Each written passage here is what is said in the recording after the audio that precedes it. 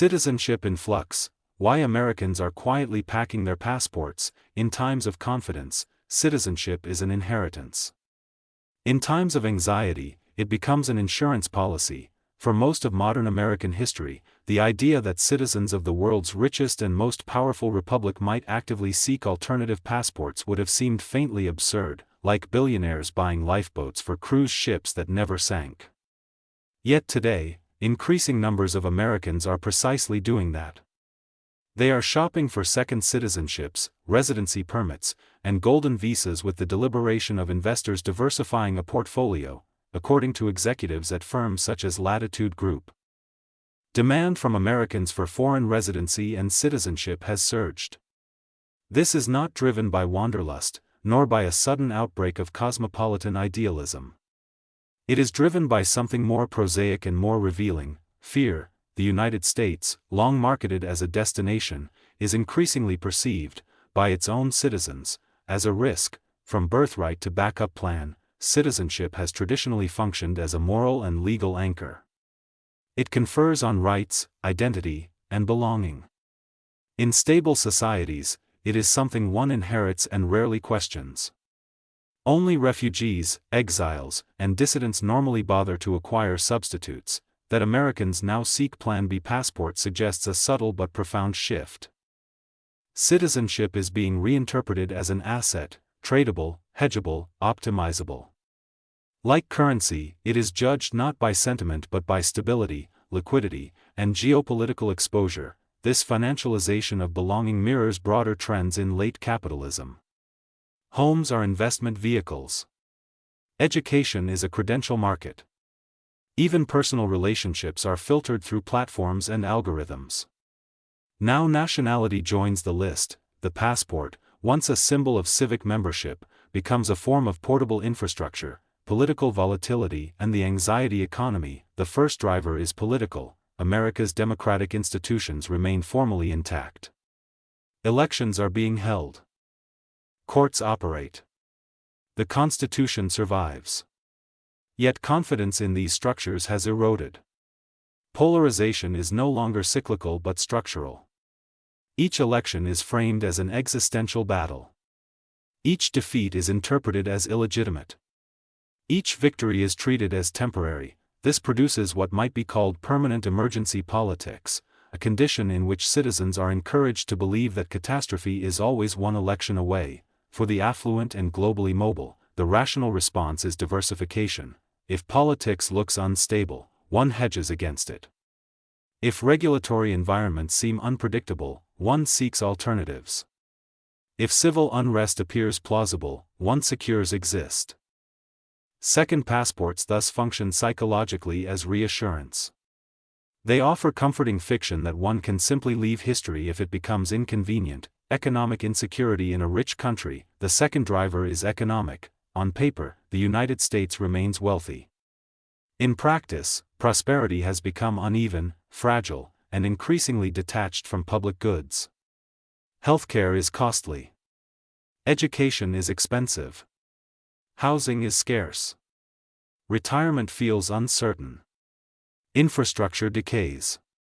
Social mobility stagnates. For the upper middle classes and the wealthy, this creates an odd paradox: high income combined with low security. They earn well but pay dearly for basic stability. They live in the world's richest country yet privately insure themselves against its failures. Private schools, private healthcare, private security, and now private citizenship, foreign residency schemes, particularly in Europe and parts of Asia, offer what America increasingly struggles to provide: predictable governance, universal services, and coherent urban systems. In this sense, golden visas are not escapist fantasies. They are responses to perceived institutional underperformance. The rise of portfolio citizenship. A third driver is structural. Globalization has made multinational lives normal. Remote work, international investment, digital finance, and cheap travel have untethered professional elites from geography. A software executive in California may already manage teams on 3 continents, hold assets in 5 jurisdictions, and spend half the year abroad. For such people, single-country citizenship looks inefficient, why be legally confined to one state when capital, labor, and culture flow freely?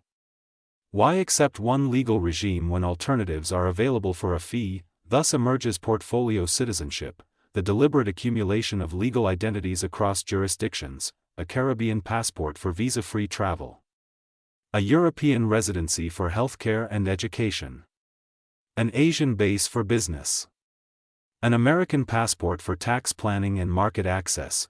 Belonging becomes modular, status, signaling, and subtle panic. Officially, few Americans seeking second citizenship describe themselves as pessimists.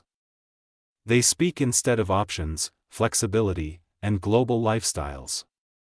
The language is managerial, not emotional, but beneath it lies something closer to panic, muted, respectable, and carefully disguised. In elite circles, possessing a second passport is increasingly a status marker. It signals foresight. It implies insider knowledge. It suggests that one has seen the risks early. Like buying gold before inflation or moving assets before capital controls, it advertises prudence. Not having such insurance, by contrast, begins to look naive.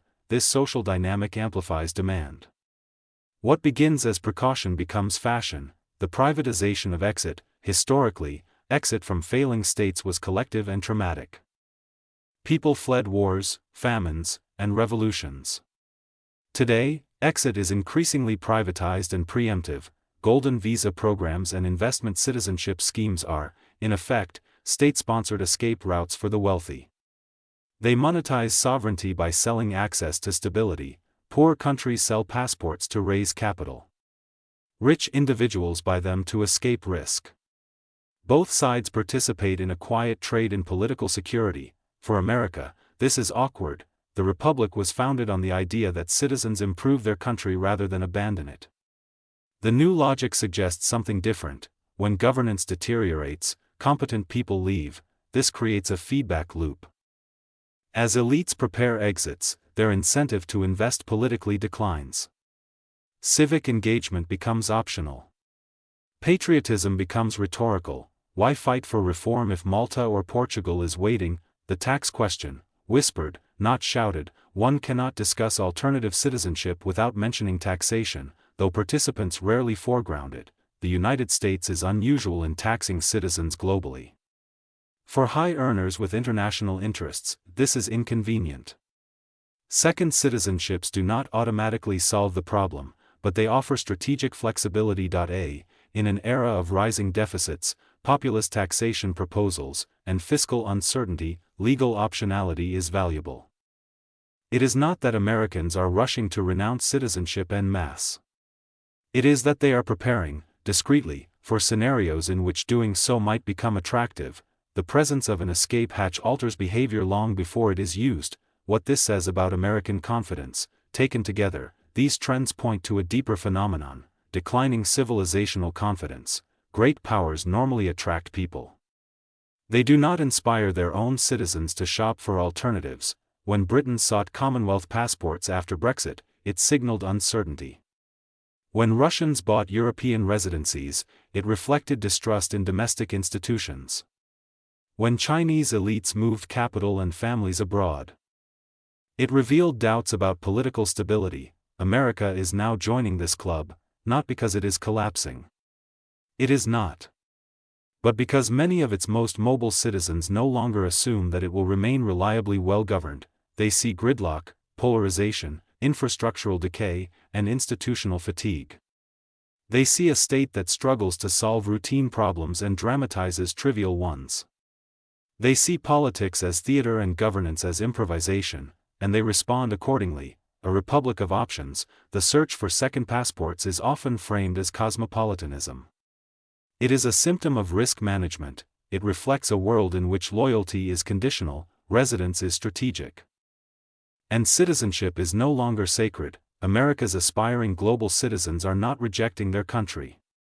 They are hedging against it. They still vote. They still invest. They still speak of values. But they also quietly assemble legal lifeboats. This is not treason. It is rational behavior in a system that increasingly rewards mobility over commitment, yet it is also a warning.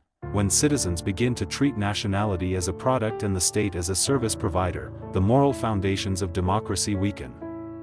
Politics becomes a subscription, kept only while it offers value.